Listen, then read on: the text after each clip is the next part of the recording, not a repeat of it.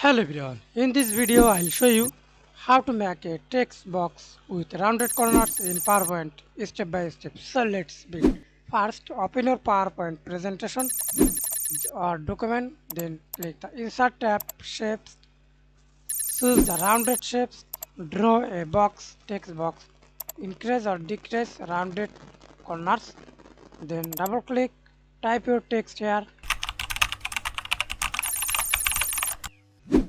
select increase or decrease text size or directly go to home tab, increase or decrease bold and change the outline or fill shape color.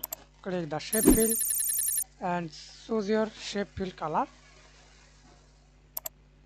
Okay, again choose outline color, increase or decrease to this outline. Again change outline color or use no outline as usual.